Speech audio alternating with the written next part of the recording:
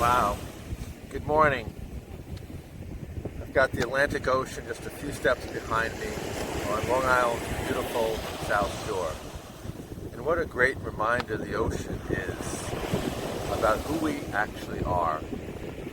You know, many of us relate to ourselves almost as if we're a drop in a vast ocean. Insignificance. But from a spiritual standpoint, it's said that we're actually composed of all the strength and power of the ocean represented in a drop of our being. So we are connected to that vast power and strength of the ocean in our very essence of being.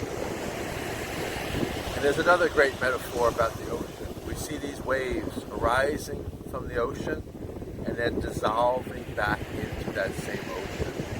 In other words, temporarily appearing and then disappearing. And so this is very similar to the way thoughts come into our mind.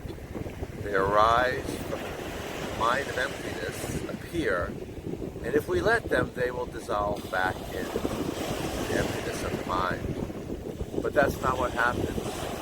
Unlike the ocean where the waves dissolve back in, we don't let the thoughts go. We hold on to them and give all our power to our thoughts. If these are positive thoughts, that's a wonderful thing. In fact, a source of happiness.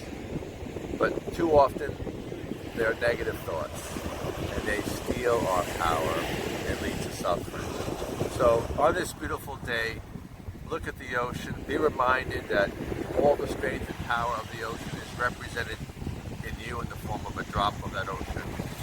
And that when the negative thoughts arise and surface, let them dissolve back into the emptiness of your mind so that you can continue to enjoy being.